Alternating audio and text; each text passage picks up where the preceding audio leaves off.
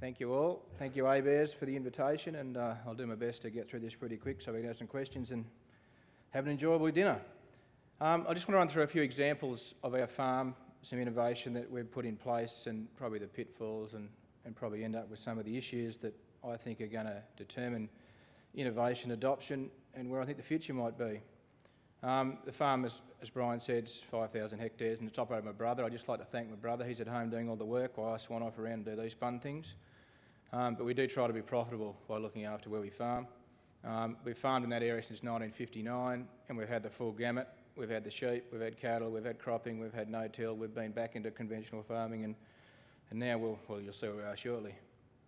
Other business I'm involved in is AMP's agribusiness, which I'll touch on later, crop optics, which I'll touch on a bit too. There's a bit of vested interest there, and also Mermill. It's all about production in our farm. The world's hungry. We've only got 22 million people here, so we have to be very export orientated. But we're really trying to minimise our risks through innovation. Sounds a bit Irish, but that's really what we're trying to do. Examples I'll run through today are zero-till, controlled traffic, filling the research void.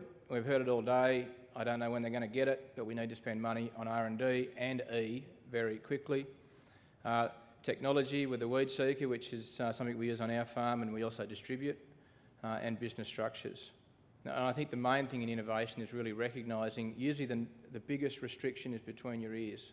That's usually the biggest barrier. Zero-till, when we look at it now, it was the obvious thing to do, but when they first started talking about in our area, there was no equipment. There was plenty of knowledge, but no equipment, and that was the biggest barrier. What that meant is that my brother had a bit of a brainchild. He bought a second-hand cultivator and we then modified it to plant no-till winter crops into sorghum stubble.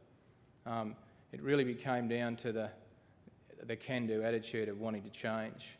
But the key thing about it is that you have to adapt to adopt, and I'll talk a bit more about that shortly. We had to modify the equipment. Stubble was the biggest issue. Not planting anything in a straight line was a big issue. The spraying equipment was okay, but it needed to get better. And no-till really, when it began, had more starts than fail-up. And it started for lots of reasons. There was nutritional reasons it failed first up, residue, but mainly equipment.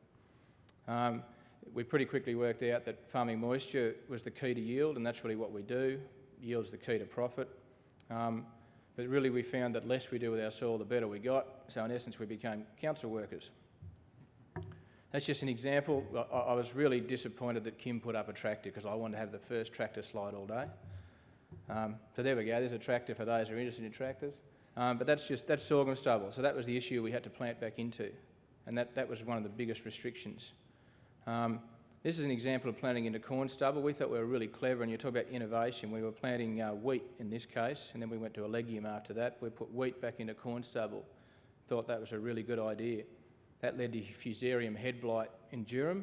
I think we've managed to probably infiltrate the entire Liverpool Plains and probably most of northern New South Wales with fusarium head blight from one decision. In 1999, that cost us about $500,000. This last year, nearly all the Durum wheat, after the rain we had, which I've just found out was forecasted in December, after all the rain we had in December, nearly every bit of Durum wheat stubble in Liverpool Plains has fusarium on it. We then went to a legume crop. We put faba beans into corn stubble, and the problem now is that the faba bean crop is not profitable. Controlled traffic's the next innovation. We followed the pathfinders. The real issue was that the header is the dominant player, so you had to modify tractors. I remember in 1998 I was in the John Deere factory. We were trying to convince John Deere to put tractors on 3-metre centres. They gave me a belt buckle and told me to go away. You can now get them warranted. Nothing to do with me, but it was things that were happening along the way. Realistically, if you don't know what controlled traffic is, all passes are on the same tracks. It's an all or nothing system. You're either in it or you're not in it. It gets back to 11% of the field compacted, and we're only on a 9-metre system. 9-metre equipment, 27-metre sprayer, and 3-metre centres on the tractors, and that includes chaser bins, headers, sprayers, the whole lot. The issues, we have depth of wheel tracks, stubble and wheel tracks. The header is a big problem, and this year we found out, well, last harvest, I think we had 70 machines bogged in the month of December. The same machine fairly regularly. They're very heavy, and even with controlled traffic, we couldn't handle the conditions we had. The benefits, we grow better crops, we grow more crops, and we've got a vegetable farm layout on 10,000 acres. Just a couple of pictures of how it works. You can pretty well do it now with conventional equipment off the shelf. The harvest efficiency, we've got runs that are 5 k's long and we're always cutting the full 9 metres the whole time. That doesn't sound like a big efficiency, but it's huge when you've got to drive 5 k's and cut 2 feet. That's just the view from the cab. We still leave the centre row out. Sometimes the GPS, as good as it is, doesn't work. And that can be the Russians having a problem, the US having a problem, or John Deere having a problem. Depth of wheel tracks and stubble in the tracks, they stay wet, basically. That's part of the issue. Just to demonstrate the depth, that's wheat planted back into chickpea stubble. That's just the overview from a great height, just to show the controlled traffic system. It's a sprayer. All crops are now in a row planted. Summer crop planting, good thing is you can see his hands. That's another innovation with GPS. All sorts of things happen on tractors these days. The yields have certainly increased, and the positives have given us more opportunity, more flexibility, rotation and choices as you can make any time, but certainly the controlled traffic no-till system has definitely increased our profit and ease of management. AMP's agribusiness, it invests in the supply chain. That's AMP's, it's really an inputs business, and that's how it began. It's a company structure, not a co-op, but realistically it makes a profit which is returned to its shareholders via R&D. And we've gone out on a limb, we're putting the money from the margin we make in the inputs business back into R&D. And is it paying off? Just beginning to, would be my view. It started as an idea, there were 32 shares, only about 23 shareholders in total, $5,000 a share, $160,000 startup capital, with the whole focus on R&D, farm structure, which I'll touch on in a sec, information dissemination, and having a bit of fun. And it was critical to employ the right people. This year's turnover is approximately 25 million. Obviously, we don't put 25 million into research. That's a turnover figure too, and the margin's not huge in an inputs business. Got additional shareholders now though, but the strengths of the management, the culture, and the R&D focus. That's just a bit of a summary of what it does. It's involved in silos, it's involved in exporting, container packing. Some of these businesses aren't perfect, but it's been a good learning curve to be part of. There's some of the trials that AMP's research put in, not always on their own, sometimes collaborative with JDC and other organisations. And don't get me wrong, I think our R&D model in Australia is by far the best model. I just think we need more dollars for it. Technology, this is something as a result of a Nuffield Scholarship. For those of you who don't know what a Nuffield Scholarship is, basically in Australia it's available to farmers if they have an idea to apply for it. If they're successful, they get to travel overseas for 16 weeks to study that particular topic. And includes a 6-week global focus program where we take them to the powerhouses of global agriculture. So that, on a Nuffield Scholarship, I was specifically looking at spray technology. The weed seeker was one. At that point, we were spraying 100% of the field, but our fallows, because we fallow between crops, only had 17% of weeds growing on them. The take-home message, I'm trying to get through this, got a few more to go. The take-home message is that our average herbicide use in our fallows has been reduced to 20%. That's just straight bottom line numbers. It's expensive to adopt. We had to buy 2 40-foot systems, put them together, make it work. They were black, they absorbed heat. Sensors probably weren't good enough. But the improvement since 2003 has been good, but I'd like it to be better.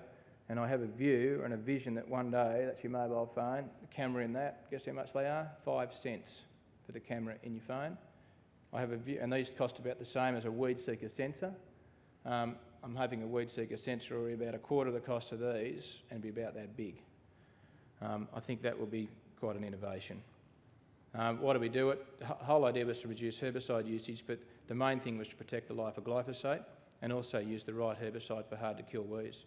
Glyphosate at $3.80 is not good for any system. It's not sustainable. That's how they work. Nothing happens until it sees a weed, and it just turns on. The white things are the sensors on the boom. That's just another example of a bigger weed, more sensors on. Just some summaries. The bottom line's what you want to look at. Since 2003 to 2008, the total saving to our farm was $610,000. Just bottom line, straight bottom line numbers. Just another example of figures. The weed seeker, we owe it to the environment. I think we owe it to the products, the herbicides, because we're not getting the new herbicides like we used to, and we owe it to the bottom line. Just talk a bit about management and the structure of our business. We have external directors. We hold board meetings. That's enabled us to set a more clear direction, do a lot of strategic planning and involve our staff in a lot more training. We did have two families. We're going to split the business in half, and we decided there were better ways to do it than that. So we employed someone to help us, clarified the goals. We put in an independent chairman, and the systems worked very well. We kicked off in 2005, and it's really, I like to describe most family businesses, and this is all to do with innovation, because if you're fighting with Dad, you're not going to innovate or adopt or do anything. It's just not going to work, and Dad's not always the problem either. It can be Mum or your brother or anybody. Family businesses are like this. This is the business, this is the family, and they're an intertwined knot. And that, I think, is one of the biggest restrictions in agriculture right now. We looked at our debt restructure, some dividend policies, commercial rents, staff training, and certainly key business relationships. And the idea was to separate the family from the business, try to get the emotions out of the discussions, and then people can, if they want to bring something to a meeting, they do it in a proper manner. And it really has worked very well. And we really do focus on the business drivers, so the returns, where our costs are, how important scale is, how important having too much plant and equipment is, how important having the right land use on your farm is, and basically work on the concept: if you can't measure it, you can't manage it. That's just to give an example of some of the stuff we use for the benchmarking numbers. The red for those is the range of returns. The black is the average, just to give you an example of that's compared to other farms. Plant ratios, best farmers have less plant per hectare than not the best farmers. Pretty simple mathematics. Where we farm, if you can crop more, you're generally going to produce more, and that's across the whole farm. Where you drop into a mixed farming business, the returns aren't as good. Volatility, once again, this affects your ability to adopt or to innovate. We're very focused on production and the cost of production, and there's numerous ways to try and manage volatility. It could work in both our favours going forward, and I've got stability after the GFC. Well, I'm hoping I've got some stability, but perhaps we don't. We use storage as one way of managing volatility. I think the big one here on this slide is market data. This time last year, the world was awash with grain on laptops. Then someone went out and had a look in Russia and had a look in a silo and had a look at the forecast. And actually, the big thing is they actually went and tapped a few bins in the US, and all of a sudden they lost a few million bushels of corn.